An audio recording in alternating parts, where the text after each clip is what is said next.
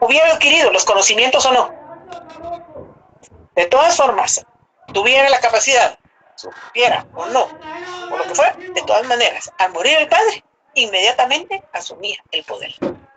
Indudablemente que en ese ínterin hubo muy buenos reyes, pero no nos olvidemos de algo, que es en la Edad Media, donde las monarquías adquirieron mayor auge. Sin embargo, durante la Edad Media, durante el feudalismo, la institución que mayor conocimientos tenía, que mayor instrucción tenía, ¿quién era? La Iglesia. Entonces, ¿qué hicieron los monarcas? Se hicieron asesorar de los representantes de la Iglesia para poder llevar a cabo mejor el poder. ¿Eso de qué dio como resultado? No sabemos que durante la Edad Media, durante el feudalismo, la Iglesia llegó a adquirir tal poder porque prácticamente quien estaba gobernando era la Iglesia. Porque ellos sabían de leyes, ellos tenían mucho conocimiento, entonces ¿qué hacían? Los reyes muchas veces no tenían la instrucción necesaria, entonces mejor tener a un representante de la Iglesia. Y es así como se ha visto, por ejemplo, la participación y la injerencia, por ejemplo, de los cardenales, de los obispos, de los arzobispos, que estaban siempre a la par del rey. Indudablemente que eso se dio durante la Edad Media. Imaginemos, la Edad Media no duró 50 ni 60 años, fueron siglos los que dieron dentro de esa forma de gobierno, a la cual llegó un momento en que el pueblo francés se cansó y dijo, hasta aquí. ¿Y cómo iba a actuar? Llevando a cabo, se levantó, porque hubo un levantamiento de todo el pueblo francés y dijo, ¿por qué vamos a seguir permitiendo que nos gobiernen quienes pueden o no puedan cuando somos seres libres? Y se empezó ahí a hablar y a abogar por la libertad del ser humano como tal. Y es donde nacen los derechos de los ciudadanos. El ser humano es un ser libre, todos somos iguales, no ni más ni menos, ni arriba ni abajo. Entonces, se da la Revolución Francesa. Indudablemente que fue una revolución que se dio en Francia, ahí se inició, mas no quedó solamente ahí. Inmediatamente se irradió al resto de Europa. Y para ese momento, 1789, aún se dejó ver la influencia de la Revolución Francesa aquí en la América. Porque para ese momento, América estaba en manos de la corona española. Se dio en Francia, pero llegó también su influencia hacia España y, como les repito, el resto de Europa y la América. Sin embargo, el origen de estas expresiones, de estos términos, izquierda-derecha, se debió a que durante la Revolución Francesa se convoca a los miembros de la Asamblea Nacional Constituyente y se pide que en la votación, que se lleve a cabo la votación de un artículo de la Constitución relativa al poder de veto que tendría el rey en ese momento. Entonces, el rey estaba sentado en su lugar. Quienes estaban a su favor se sentaron del lado izquierdo.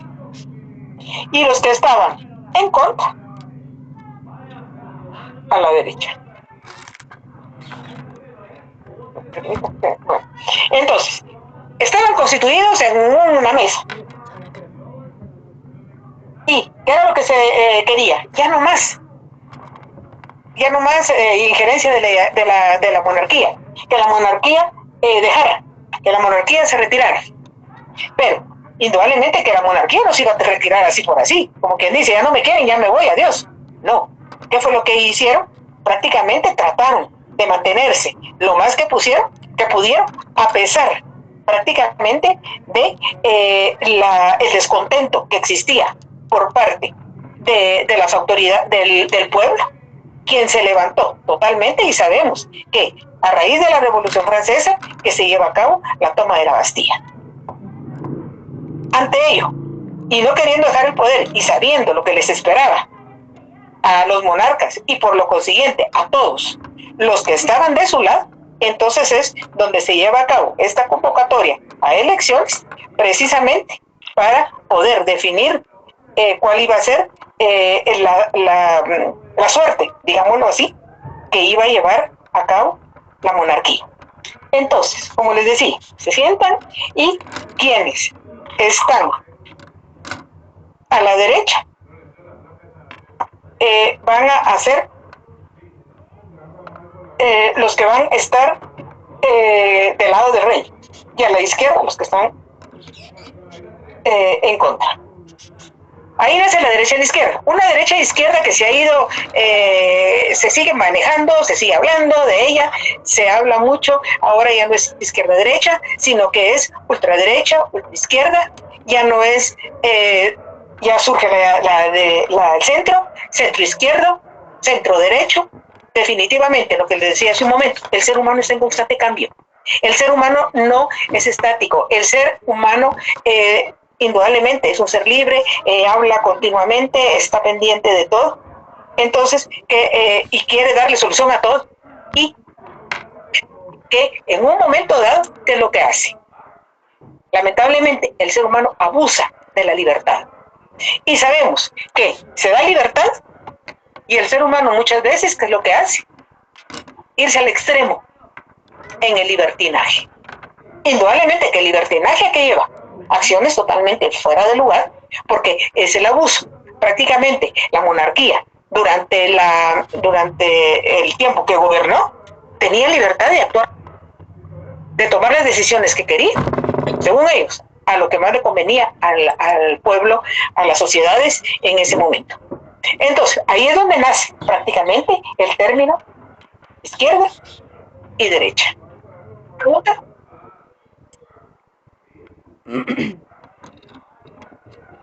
¿No? Buenas noches, licenciada. Una preguntita con relación al libro. ¿Qué página del libro estamos estudiando en esta clase? Bueno, en este momento, ahorita iba a eso. Si quienes tengan su libro por ahí, háganme favor, ábranlo. En la página 56. Y ahí tenemos un cuadro. ¿Qué página, perdone, licenciada? 56. Gracias. Bueno, ¿ya la tienen? ¿Sí, Pedro? Sí, licenciada, solicité el mío apenas y no ha llegado todavía. Ah, bueno, pero apunta ahí y segundo te llegará en lo que transcurso del día o el fin de semana. La página 56, de todas maneras, yo ahorita la voy a leer para conocimiento de todos. Aquí encontramos 3 columnas. De un lado encontramos, por ejemplo, lo que es la organización económica, la educación y salud, las pensiones y jubilaciones, la organización de la sociedad, la sexualidad y familia.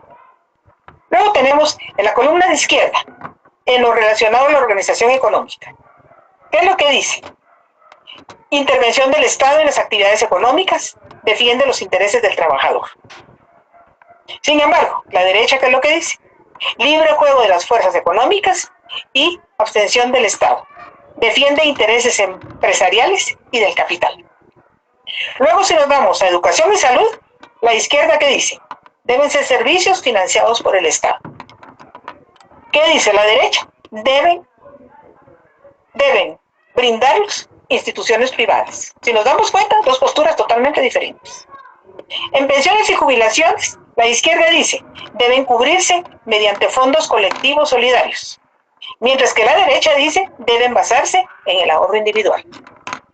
Ahí hay, no cabe duda, 2 puntos muy contrarios. En la organización de la sociedad, la izquierda, ¿qué dice? Busca la mayor igualdad posible. Considera que la naturaleza humana es maleable y susceptible de evolucionar. Prefiere soluciones basadas en la cooperación, tiende a suprimir las jerarquías. Mientras que la derecha, ¿qué dice? Procura la mayor libertad posible. Estima que la naturaleza humana es inmutable. Privilegia la competencia. Estima que las jerarquías son necesarias para el funcionamiento social. Y finalmente, en lo concerniente a la sexualidad y familia, la izquierda dice, acepta los matrimonios homosexuales, la legalización del aborto, la aceptación de la eutanasia.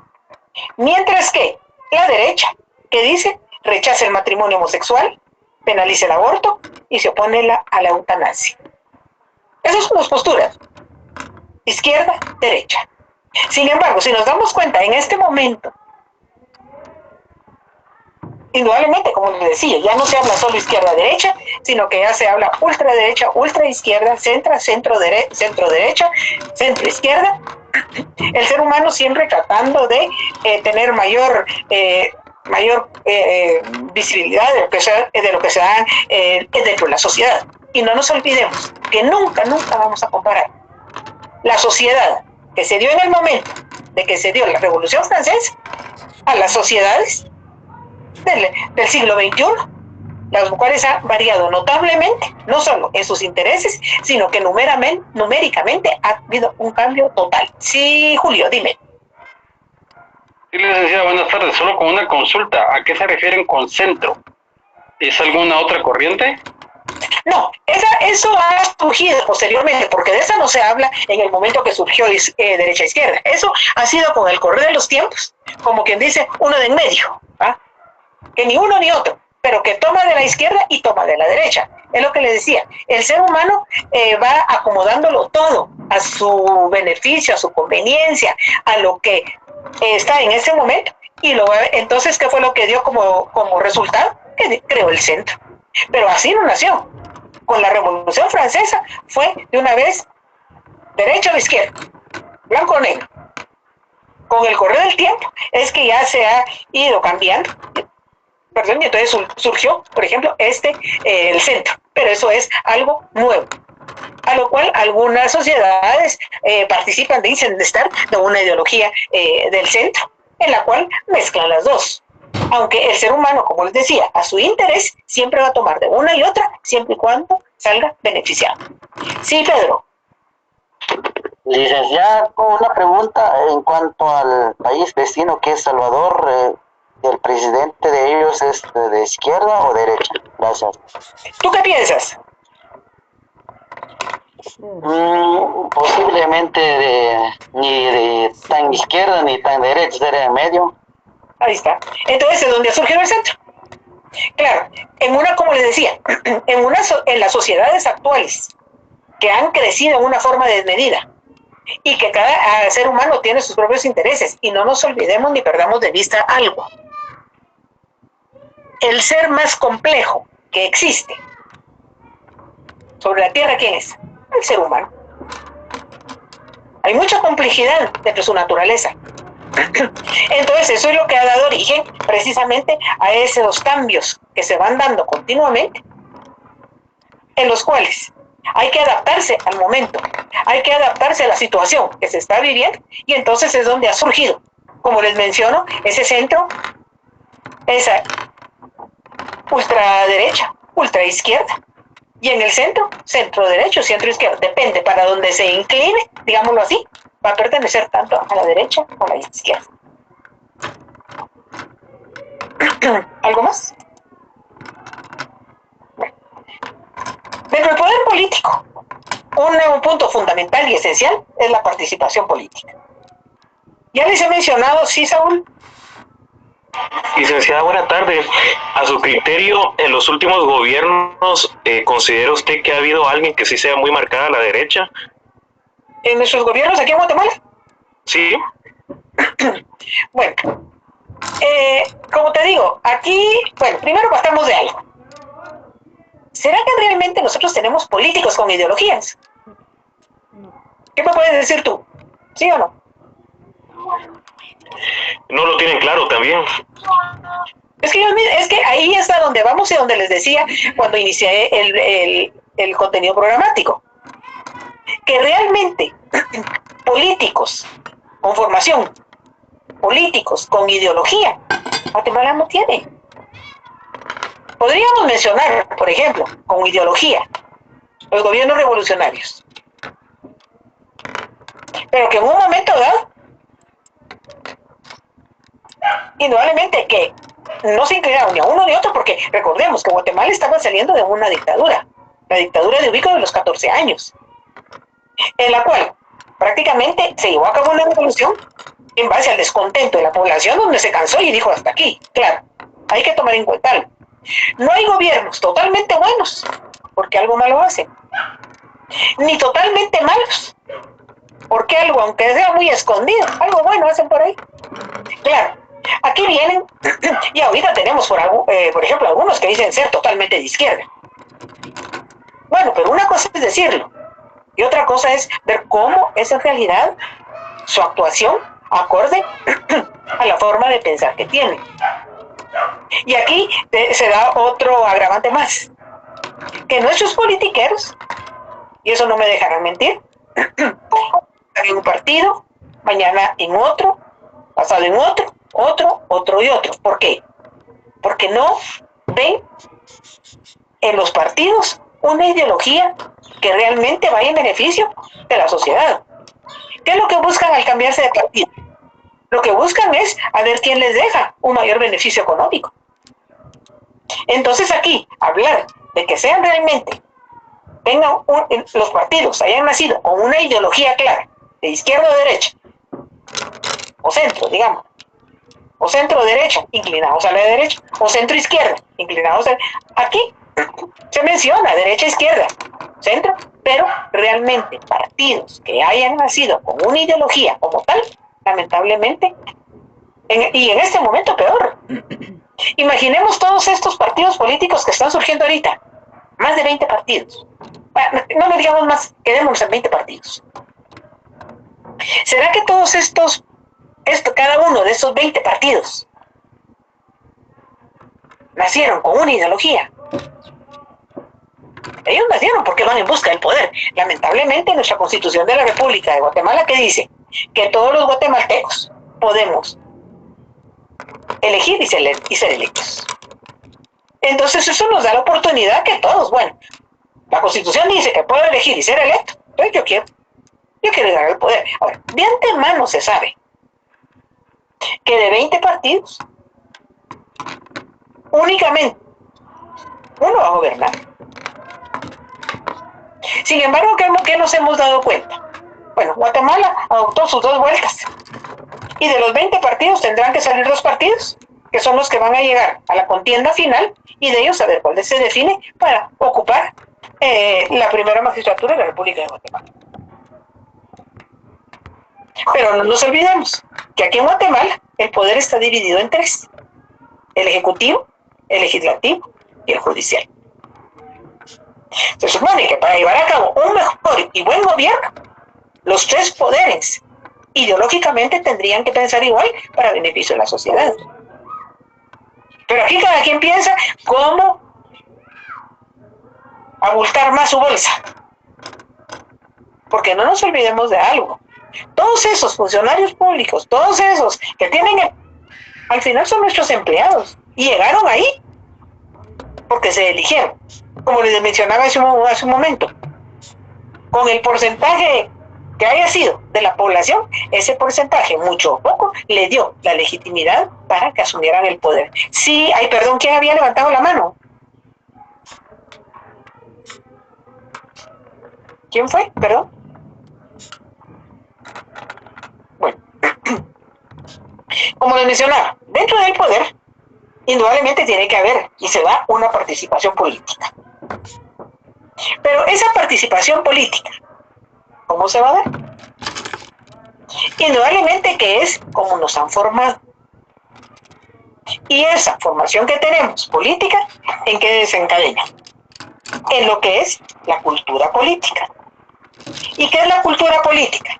No va a ser más que el comportamiento de la sociedad frente a las diferentes actividades políticas. Indudablemente que esas actividades políticas van influidas por experiencias, por conocimiento, por creencias, por valores que se dan dentro de la sociedad. Ahora bien, la cultura se forma. Eso se va formando con el correr de los años.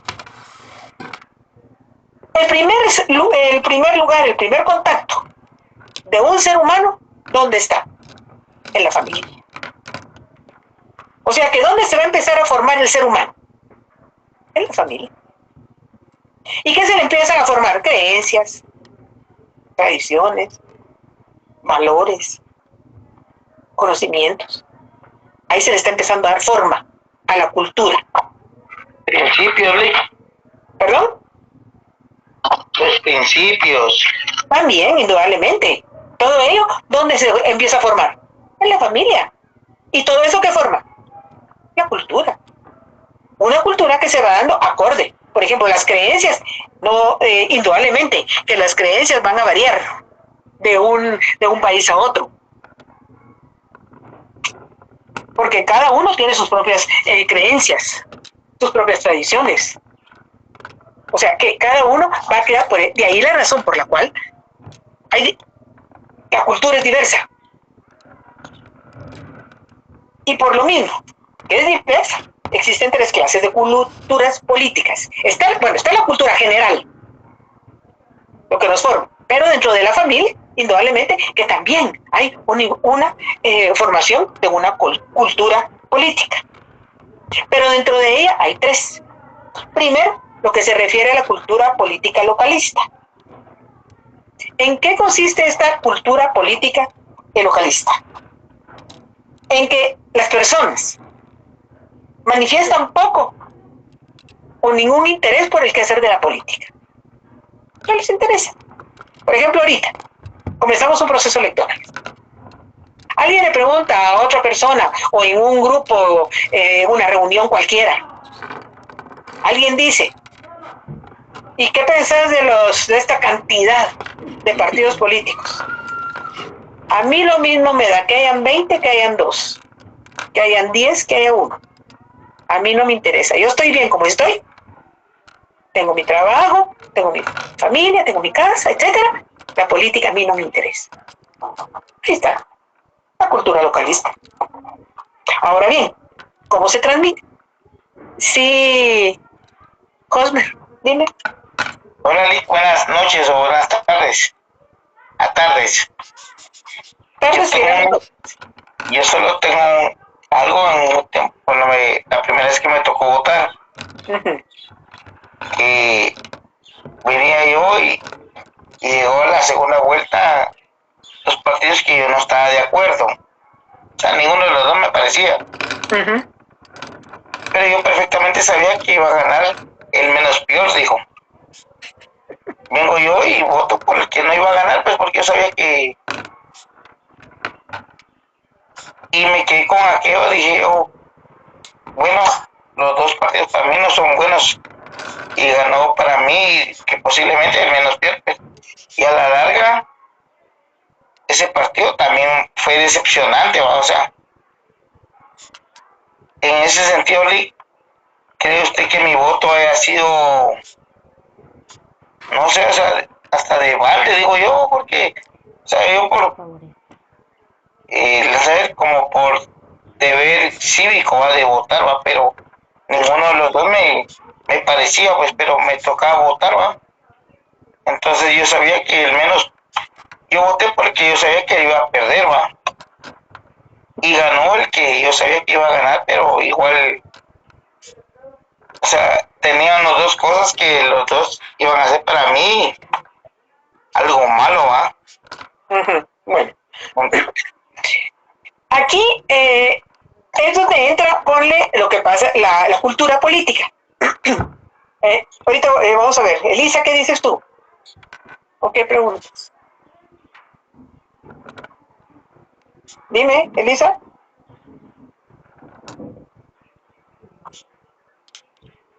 Bueno, no te escuchamos. No se te escucha. ¿Alguien le escucha?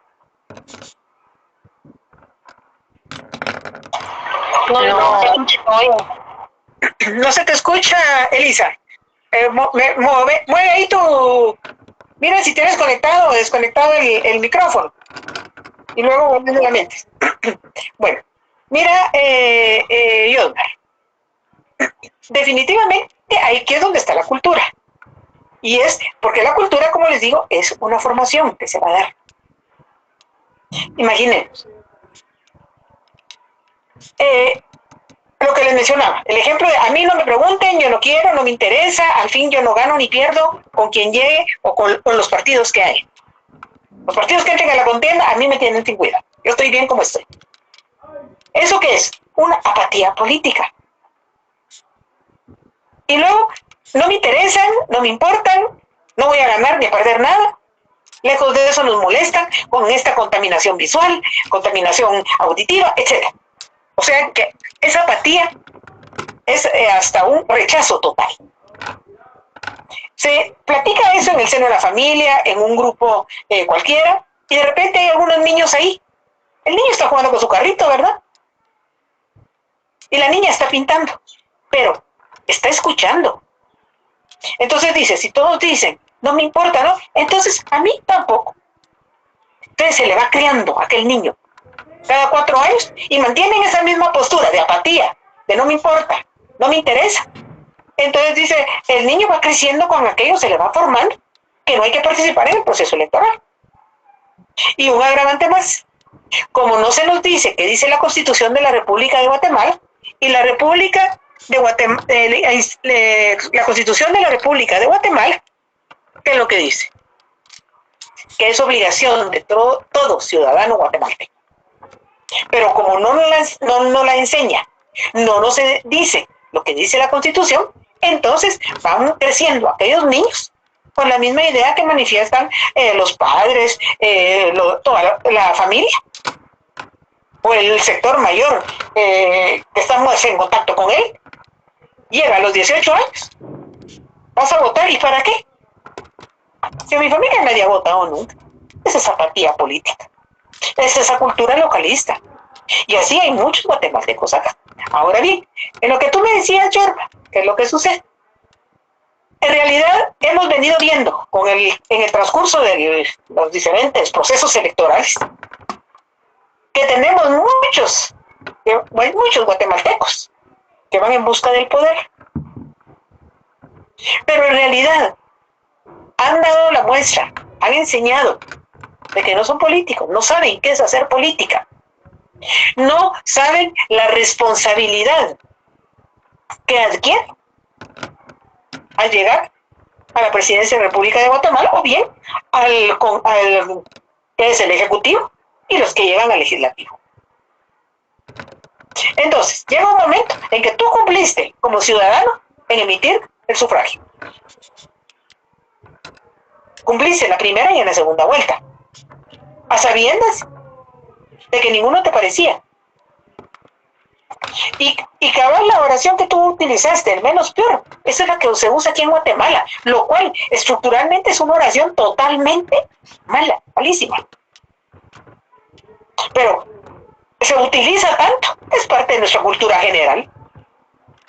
Alguien la dijo, no sé, pues no sé, oye, por lo menos está diciendo lo que... Y la empezamos a usar una y otro y otro y otro, y ahora muchos guatemaltecos utilizan esa, el menos peor. El menos peor, porque no es menos peor, porque la palabra es peor, pero aquí le hemos desfigurado totalmente y decimos peor. Estamos desfigurando nuestro idioma y es tan común. Y entonces ya vemos, cuando ese proceso electoral decimos, bueno, vamos a ver de todos, ¿quién es el menos peor? O sea que estamos dando por hecho de que todos son malos, todos son peores. Lo que pasa es que, digamos, esa decisión o eso yo lo vi en la segunda vuelta, pues. De repente, en la primera vuelta hay como usted dijo, 20 partidos, yo agarré y quedé en 18 lugares, pues. Y no ganó lo que uno quería, porque él tenía, pero para mí, pero de repente ya no son 18, sino que son 2, y los 2 no me simpatizan, pero como tengo un deber cívico de votar, entonces prácticamente sí, como a uno de Team Marima. Era lo que tú decías, realmente. Yo lo que te comentaba, en realidad, tú sí cumpliste. Tú sí cumpliste con lo que decía la Constitución de la República de Guatemala. Ahora, ¿qué hiciste? Votaste por el que tú considerabas que dentro de los dos era el que menos posibilidades tenía.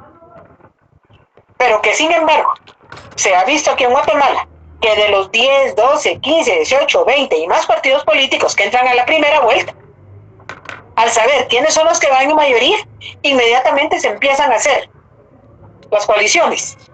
Empieza este partido a ligarse a uno o a otro. Pero ¿cuál es el objetivo? Que al momento de que gane, que ellos calculan que vaya y lleva la delantera, tener algo de poder político al momento de llegar al poder. O sea que se mira que realmente lo que se busca definitivamente es el poder, nunca ayudar y sacar adelante a Guatemala. ¿Pero por qué? Porque aquí no se nos forma políticamente, se nos forma lo que vamos adquiriendo en el camino, la forma de pensar, cómo piensa, por ejemplo, en la casa, en nuestra familia, los más allegados, luego los amigos, el grupo al que pertenecemos, etcétera, y entonces ahí se forma la cultura. O sea que, y aquí Guatemala tiene mucha cultura localista, y durante muchos años hubo mucha apatía política. No sé si se recuerdan ustedes, pero en las últimas 2 campañas ha habido mucho de pedir de que realmente haya participación. Pero suena irónico que se nos pide a toda la población que participemos activamente, que emitamos nuestro sufragio. Pero lamentablemente los candidatos que entran a la contienda no tienen ninguna formación política. Por lo tanto, no ofrecen buenos programas de trabajo. No hay una planificación realmente que sea para beneficio de toda una sociedad. No, al contrario, ya les decía el día anterior, cuando se da precisamente para una élite, para un grupo. ¿Y quién es el grupo? ¿Quién es esa élite? El grupo gobernante. Sin embargo, recuerden que les decía yo en la clase anterior, los que van en busca del poder político, para lograr, recurren a la sociedad, buscan a la sociedad, tratan de influenciarlo psicológicamente a la sociedad. Finalmente, obtienen su voto, se olvidan de todos los ofrecimientos. Ustedes no me dejarán mentir. Sí, Giovanni. Buenas noches, una preguntita. Si es una obligación el voto, ¿por qué el Estado no ejerce coerción sobre las personas que no ejercen esa obligación? Por ejemplo, quienes no cumplen con emitir su sufragio. Es correcto. No es una obligación, es un deber. Es un deber cívico, no es una obligación. Sí, lo dice la Constitución. Ahora bien, si usted no cumple con el que no acude a las urnas electorales a emitir su sufragio. Años atrás, estoy hablando hace como 40, 50 años, y se le obligaba a todo guatemalteco que emitiera ese sufragio. Sin embargo, iba más encaminado, por ejemplo, las personas que tenían una pensión, no se las pagaba si no enseñaba la constancia de que habían emitido el sufragio. Yo estoy hablando de cuántos años atrás. Pero ¿por qué se fue obviando eso? La población de Guatemala ha crecido tan desmedidamente que es difícil controlarlo. Difícil controlarlo, pero tampoco nadie ha puesto interés. Nadie ha buscado un mecanismo para poder controlar y obligar a los ciudadanos guatemaltecos que realmente cumplan con el deber cívico que dice y que está contemplado en la Constitución de la República de Guatemala. Y eso es lo que ha dado lugar, ese es en un aspecto. En otro aspecto, por ejemplo, durante toda la militarización de poder que se dio en Guatemala, que después durante el conflicto armado, Giovanni, ¿cierras tu micrófono un momento o te silencio yo? Gracias. Durante todo el conflicto armado, ¿qué características se daban? A la contienda entraban varios partidos políticos, pero a la cabeza, ¿quiénes iban? Militares. Entonces, ¿qué decía la población? ¿Para qué voy a ir a votar? Si es un militar más el que va a llegar al poder. Y todos eran malos y se sabía que lo único que iban a hacer iba a ser incrementar ese conflicto armado que tanto inestabilidad económica, política y social dejó para Guatemala. Entonces la población empezó a ser apática. ¿Para qué voy a votar si es un militar más el que va a llegar a la presidencia? Salimos de allá, nunca salimos, y entonces vino lo que va a ser esta cantidad desmedida de candidatos sin ningún conocimiento político. Entonces viene nuevamente, ¿cuál es el pensar de la población? ¿Para qué voy a votar si ninguno va a ser un buen gobierno? ¿Para qué voy a votar si va a quedar nuevamente de los mismos que han venido quedando desde hace cuántos años atrás? Y eso lo exteriorizamos, lo decimos, en una reunión lo discutimos, entonces el niño va creciendo con eso. Entonces se le va creando esa cultura de apatía, esa cultura de no participación, y se deja ver en el porcentaje que asiste a emitir su sufragio en las urnas electorales. Sí, Osmar.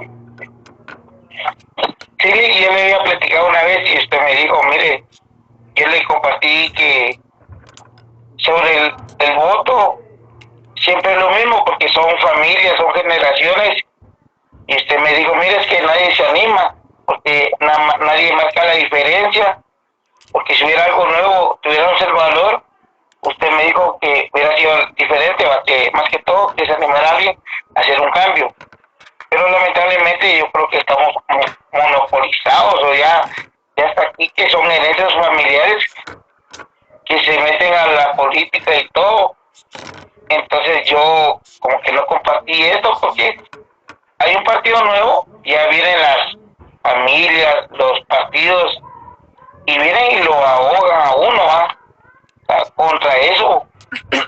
¿Qué competencia puede tener uno? Pues porque, como le dije yo la última vez, aquí son familias. Por ejemplo, miramos los Arzú, se murió Arzú, viene el hijo, está en el legislativo, ahora vienen los hermanos, viene la esposa, porque ellos vienen haciendo como que creando, ¿cómo es? Enriqueciéndose algo para poder llegar al poder. Pues usted me indicó, mire, es que tenemos que hacer el cambio, pero luchar con estos monstruos, pues, para hacerle, entonces, tener la mentalidad, cambiar el chip al pueblo, pues, una lucha muy muy difícil.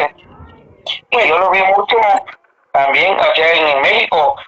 Viene un niño y nace y ya tiene que ser del PRI, dice, yo siento que lo mismo estamos aquí en Guatemala, pues, o sea, ya no es necesario que tengamos, porque podemos tener buenos pensamientos, pero lamentablemente ya los poderes como que ya están absorbidos, ¿va? Bueno, efectivamente, yo te decía, y te lo repito, que en el momento que surja un político, pero que realmente que tenga conocimiento, que ponga de manifiesto ante el pueblo cuál es su forma de pensar, una ideología, cuál es, saque y ponga el conocimiento de la población, de la sociedad, cuál va a ser su plan de trabajo, los proyectos que trae para beneficiar a la sociedad, tengámoslo por seguro que indudablemente va a costar, porque va a costar, pero ¿por qué va a costar? Y mucho, por la ignorancia que tiene nuestro pueblo. ¿Y la ignorancia qué es? Prácticamente la ignorancia la están manipulando a su sabor y antojo las autoridades. ¿Por qué?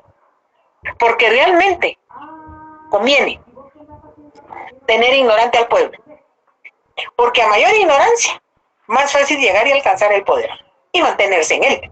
¿Qué es lo que han hecho diferentes familias con el correr de los años? Que se mantienen y pareciera como que van a heredar el puesto. Y eso lo vimos en la contienda anterior, donde los padres heredaban al hijo el legislativo, pero es que esto no es hereditario. Pero lo manejan, lo manipulan de tal manera, y todo lo hacen a través del bien económico, que en un momento dado, y la población, dentro de su ignorancia, acepta lo que se le impone. Sí, Selena, dime. Disculpe, licenciada, yo quisiera ver si podemos concluir, porque es lo de la cultura política localista que dijo, iba a decir que cómo se transmite. Tu pensar, tú se lo transmites a tus hijos. Lo que tú piensas.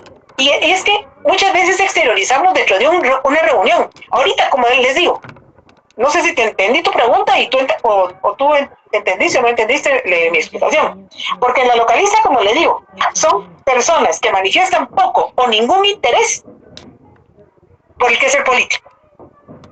Entonces, era lo que les decía. Ahorita hay muchas personas que dicen que vas a votar y yo ¿para qué? Imagínate, tú lo comentas en tu casa o con tus hermanos, tus padres, de tus familiares, y dices, pero este momento, este proceso electoral, ¿qué encontramos? Todos son malos políticos. Ninguno nos está ofreciendo nada beneficioso. Entonces, ¿para qué? ¿Para qué me voy a preocupar? Mejor le pongo toda su atención, me dedico a mi trabajo, cumplo con mi trabajo y con mi familia. Tú lo comentas en un grupo. Hay niños por ahí oyendo. Entonces ellos dicen, bueno, si eso dice, entonces eso es. Porque recordemos, nuestros hijos son nuestro reflejo. Y entonces lo escuchan hoy, a los 4 años lo mismo, y a los 8 y demás. El día que le llegue, entonces ¿para qué voy a ir a votar? Yo mejor me dedico a mi trabajo. A eso se refiere la cultura localista. ¿Eso fue lo que me preguntaste, Selena? Sí, licenciada, gracias. Bueno, a ver, ¿quién más había levantado la mano? Perdón. ¿Quién había levantado la mano? Elisa, tú escribiste por ignorancia. Pero es el pueblo. Pero eso interesa a los políticos. Politiqueros, eso es lo que buscan. Tener ignorancia. Sí, Elena. Licenciada, solo un comentario, porque francamente cuando es cierto todo lo que usted está diciendo de que para qué vas a votar y realmente lo que viene a la mente de uno es para qué, ¿verdad?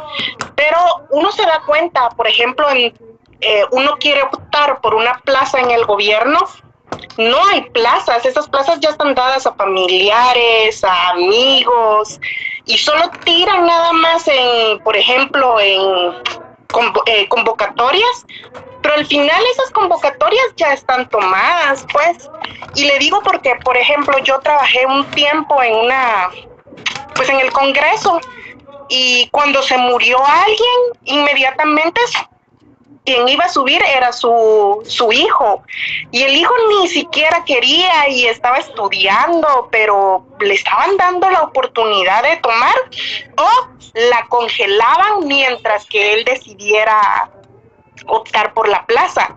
Entonces al final todo es pues por conveniencia, pues. Pero eso se debe a que realmente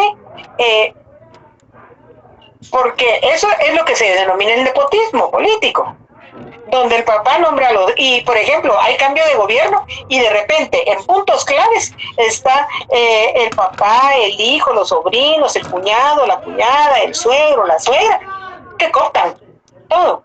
¿Cooptar qué quiere decir? Que están ocupando todos los puestos importantes. Hoy son estos. Cambia de gobierno y van los otros, en los cuales únicamente se ve ocupar el puesto sin que tengan la capacidad. ¿Qué es lo que nos sucede aquí en Guatemala? Hemos tenido, por ejemplo, en los puestos principales, en los ministerios, viceministerios, personas que es el compadre, para que no se vea el mismo apellido, ¿verdad? Es el compadre. Pero el compadre participó mucho en la campaña, dio ayuda. Y les digo ayuda, por no decir otro nombre, ¿verdad? Entonces hay que pagarle. Entonces aquí llega, bueno, ahí te doy el ministerio, te repones y porque le debo tal o cual otro favor a otra persona. Y hoy era lo que les decía la vez pasada, donde les hablaba precisamente de el gobierno elitista, donde es una élite la que va a gobernar, es un grupo específico y no el pueblo, en realidad viendo la capacidad de la gente, si tiene la capacidad para desempeñar aquel puesto. Es una gran responsabilidad. Hemos tenido, por ejemplo, con los gobiernos militares, en los diferentes ministerios, todos eran militares. Imaginemos un militar en el Ministerio de Educación. Sin embargo, han llegado otros, en otros periodos de gobierno, que no saben absolutamente nada, mucho menos cuál es la responsabilidad y lo que representa sacar adelante la educación de Guatemala. Pero eso no les interesa, ya ocuparon el puesto. ¿Y qué es lo que dicen? Que por qué no actúan o por qué actúan mal. Estamos analizando la situación, estamos estudiando, estamos planificando. Y resulta que en el estar planificando, estudiando, viendo, conociendo, se pasaron los 4 años y no hicieron absolutamente nada. Y eso no les estoy hablando de un funcionario. Han habido cantidades. Sí, Julia. Muchas licenciada, es que yo estaba viendo sobre un partido político, ¿verdad? No lo quiero mencionar por respeto a varias personas. Entonces, sabiendo yo que decía que les iban a dar como 5,000 quetzales, ¿verdad? A cada mujer, ¿verdad? Entonces, eso yo veo que es como una estrategia, pero a la vez digo yo, o sea, ¿de dónde van a sacar esa plata? Y eso lo hacen más que todo para manipular la mente de las personas, máximo de las mujeres, ¿verdad? Para que voten por ellos, para que ellas digan, ay, sí, nos van a ayudar o algo así. Pero la mayoría de los, digamos, si en dado caso llegara a suceder eso, no les van a dar el dinero, pienso, y otras, si se los llegan a dar, la mayoría de las mujeres no lo van a utilizar para poner su negocio, sino que se lo van a gastar. Y pienso que sería dinero mal invertido, mal utilizado, o sea, no serviría de nada. Y pues pienso, ese es mi pensamiento ahorita, que está viendo sobre un partido que está ofreciendo dinero, ¿verdad? Entonces siento que es un soborno hacia las personas, no sé. Bueno, indudablemente que estos políticos, estos politiqueros, con el afán de llegar al poder, utilizan lo que sea, pasan sobre quien sea, se valen de lo que sea, porque al final lo que buscan es llegar y alcanzar el poder. Ahora bien, hay que tomar en cuenta algo, y eso ha sido no de ahorita, ni de hace 4, ni 8, ni 12, ni 16, 20, 24, y más, toda la tabla del 4, y sí, ofrecen.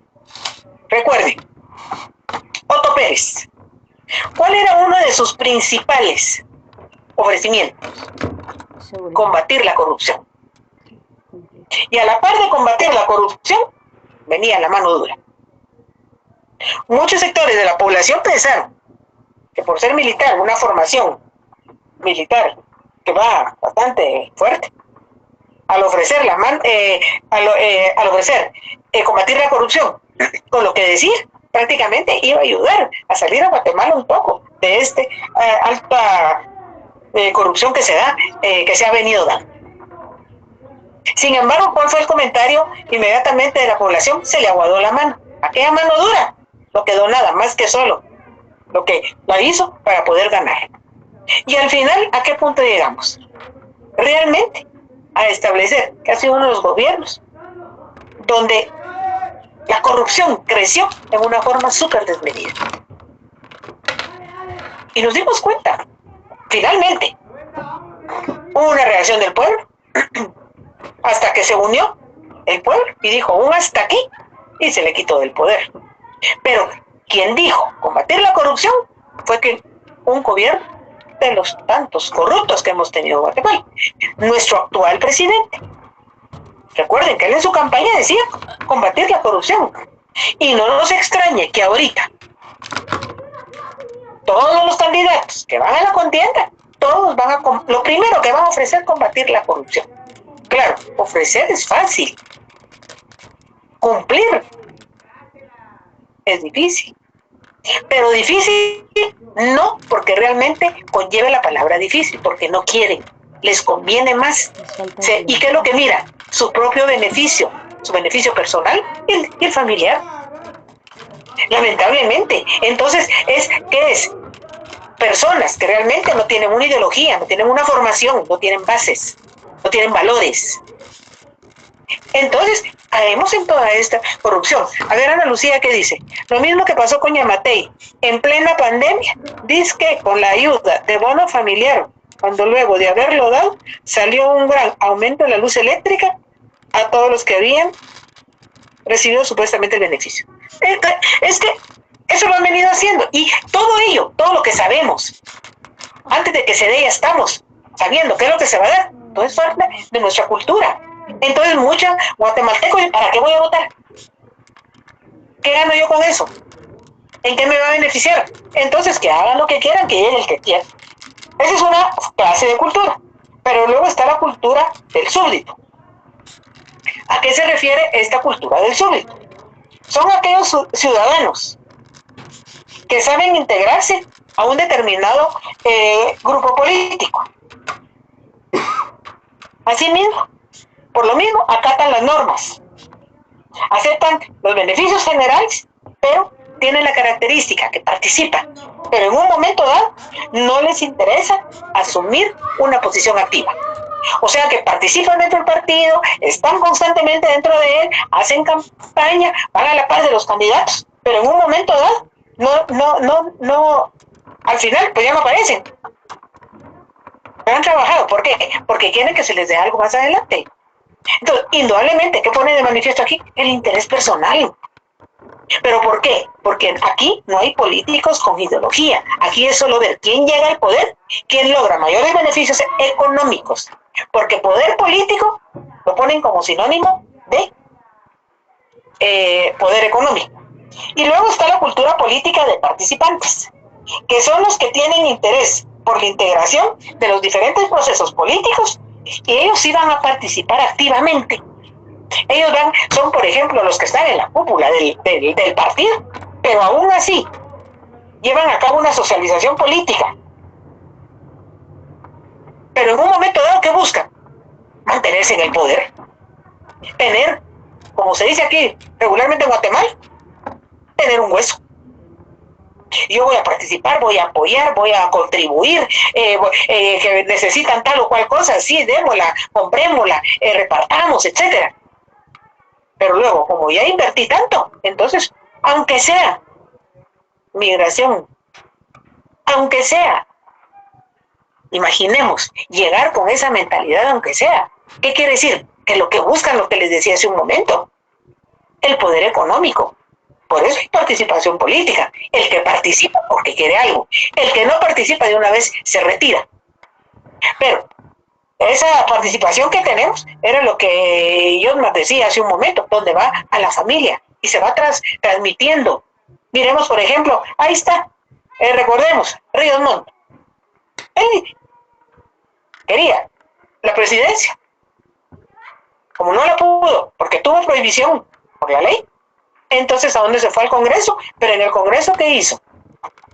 Llegó a la presidencia del Congreso porque lo que quería era quitar esas palabras que están en la Constitución, donde dice que tenía prohibición de aspirar a la presidencia de la República, un caudillo, jefe de movimiento o quien hubiera participado en un golpe de Estado.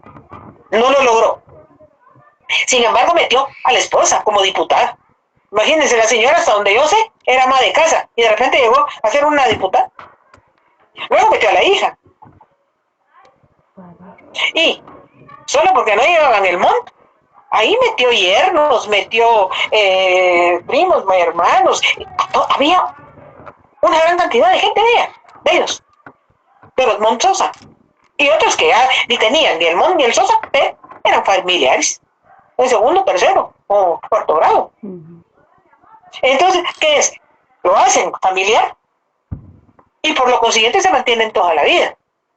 Sin embargo, como les mencionaba, en el ejemplo que les decía de que en la anterior elección, algunos diputados pagaron para que el hijo estuviera también ahí, o sea, retirarse él y que el hijo se quedara. Pero es que esto, les decía hace un momento, esto no es hereditario. Pero mientras quienes manejan la ley lo permitan, ahí están los absurdos. Ahí está lo que no debería de ser, lo que en Guatemala se da. Sí, Elena, dime. Aquí dentro de esta cultura política de participantes podrían estar los del CACIF. Bueno, el CACIF lo que tiene, ellos tienen el control, el poder económico. Y siempre van a, quieren algo, ellos lo que hacen, el CACIF realmente, ellos van a constituir un grupo de presión, porque ellos nunca van a aparecer de frente, ellos están siempre por detrás, ellos manipulan. Les he puesto algún ejemplo, por ejemplo, viene el Ejecutivo y dice que va a otorgar un aumento al salario mínimo. Solo el anuncia y ya todos echamos mano, ¿verdad? Que el salario mínimo tanto va a aumentar tanto por ciento, entonces ya con eso puedo comprar esto, o voy a hacer. No lo han dado, pero ya estamos echando mano. Anuncian aumento del salario mínimo y ya todos los productos subieron.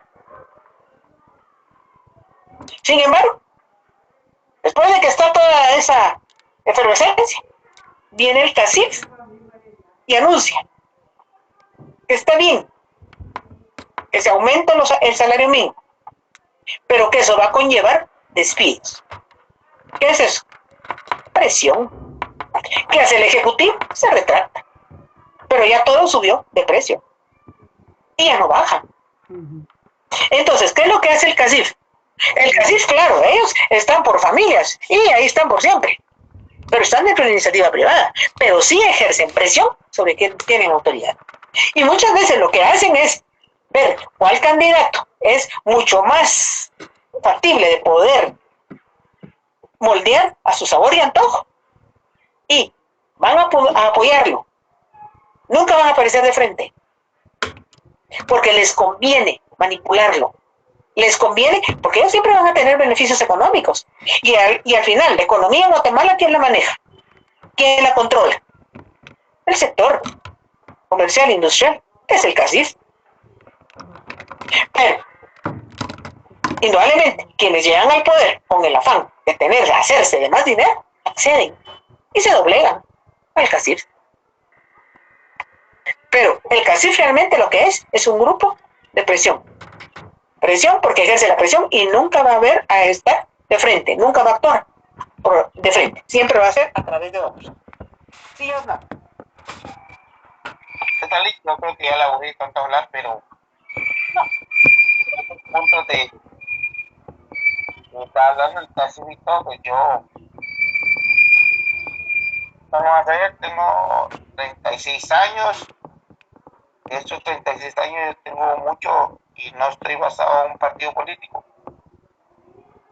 Tampoco a ponerme a un lado de alguien. Pero yo en mi tiempo, cuando yo estaba estudiando primaria, yo crecí en el tiempo de Alfonso Portillo. Por supuesto, él fue manipulado y todo, el ladrón y todo, con el que he estudiado. Pero desde que él estuvo, yo me acuerdo que la canasta básica estuvo baja, pues. Yo vi muchas cosas que impidieron el CACIF, como usted está hablando de eso, y que él buscó otras opciones para el país, pues. Yo no le estoy diciendo que estoy a favor de él, pues. Pero hubieron muchas cosas buenas que ahora nos benefician. Y se lo voy a decir así, yo ya estando a mi edad, pues. Me acuerdo que yo tenía a mi tío que él tomaba. Yo cuando le iba a traer unas cervezas, se lo digo por ejemplo, una cerveza valía antes 18, 17 quetzales. Ahora en mis tiempos, una cerveza no baja de 8, 9 quetzales. Pues. Me acuerdo que en el tiempo deportivo entró la AM, que es la cervecería Brava, y que ahora abarca varias cervezas aquí. Entró el pollo de Tacio y Jucho, entró Zetagas. Entonces, digo yo, pues, no le digo yo que estoy a favor de él, pues, porque a la larga él también le hizo un daño al país, pero trató de mantener la economía aquí en el país, pues. Y en el tiempo de Bechet, yo vi más que todo en el azúcar cómo subió, pues. Entonces, son cosas que, digo yo, pues, que, como usted dijo, pues, que las empresas, el CACIF, ha tratado de manipular o monopolizar el país, ¿va? Bueno, lo que sucede también, tomemos en cuenta que ya les he mencionado, nada es estático, todo está en constante cambio. Y definitivamente, por ejemplo, aquí se maneja mucho, por ejemplo, todos los productos que vienen de fuera, materias primas que fuera, aumentan en el extranjero por X o Y razón, inmediatamente repercute acá, y entonces es lo que hace que todo eso va subiendo. Veamos, por ejemplo, con las grandes heladas que se dan en el norte, hay mucho consumo allá de gasolina y sus derivados, entonces sube, y a lo que viene del petróleo, aquí sube ya llega con aumento. Claro, el comerciante, el industrial, va a perder, y él siempre va a tratar de ganar. Y a la sociedad que nos queda, no queremos los aumentos, pero hay que subsistir. Ven, por ejemplo, la canasta básica. La canasta básica antes era una lista grande de productos. Ahora la canasta básica en dinero va a aumentar. Y en productos ha disminuido. El azúcar efectivamente ha subido de una forma tan desmedida que realmente el azúcar subió y ya no baja. Vemos la gasolina, sube 2 quetzales y nos anuncian que va a bajar, sí, baja 5 centavos. Y encima, dentro de la ignorancia de nuestra sociedad, te dice, por lo menos ya bajó 5 centavos. 5 centavos en 5 galones, ya son 25. Imagínense ese razonamiento tan absurdo. Sin embargo, y les digo, y insisto, aquí en Guatemala lo que nos está haciendo mucho daño es la ignorancia. Y ya les he mencionado y lo repito, la ignorancia no es no saber leer y escribir. La ignorancia es no tener todos los conocimientos, no buscar, querer nosotros, o sea, buscar respuesta a todas esas incógnitas que tenemos, a lo que nos están haciendo, dando, demostrando realmente. Y la educación es mala. A la educación, a los responsables de la educación no les interesa que seamos una sociedad con educación. No les interesa que tengamos una buena formación. Al contrario, sigamos en la ignorancia para poder ellos manipularlo a su sabor y antojo. Y ellos, dentro de su ignorancia, porque también son ignorantes, llevan a cabo una serie de acciones absurdas. Pero que el pueblo de Guatemala que dice, bueno, miren lo que hace y dice. Pero al final, todos somos Guatemala. Y todos estamos saliendo damnificados o beneficiados. En este caso, es más lo damnificado que el beneficio lo que vamos a recibir. A ver, Elena. Lixon, disculpe. Con respecto a Serrano Elías, si él hubiera seguido y le hubiera tenido el apoyo correcto, ¿lo que hizo estaba bien o estaba mal? Bueno, el hecho de haber propiciado un autogolpe, eso ya es malo. Porque con eso que pretendía romper el proceso constitucional, con la salvedad de que años atrás de cuando lo llevó a cabo, lo hubiera hecho, se lo hubiera logrado. Pero ya en ese momento ya empezaba a reaccionar la sociedad y ya no lo permitió. No permitió que él centralizara en él como ejecutivo los otros 2 poderes del Estado. ¿Pero qué hizo? No me dejan, se fue. Claro, se fue. Pero no se fue solito. Se fue con toda la economía de Guatemala. Y Guatemala no logra salir de esa crisis económica que llevó a cabo en un momento dado Serrano Elías. Lamentablemente, y vuelvo nuevamente a lo mismo, aquí no nos están formando. No hay una educación. La educación es los programas de estudio son muy, muy superfluos. No enseñan nada. ¿Qué saben las generaciones posteriores de esa etapa del autogolpe de Serrano Elías? Nada. Y conocer la historia es no volver a cometer los mismos errores del pasado. Pero no les interesa a nuestras autoridades que conozcamos nuestra historia. Al contrario, mejor si no la sabemos, porque así nos pueden engañar más fácilmente. ¿Qué es lo que está sucediendo en este momento? Porque aquí en Guatemala, las acciones son las mismas. Los que cambian son los actores. Las acciones son las mismas.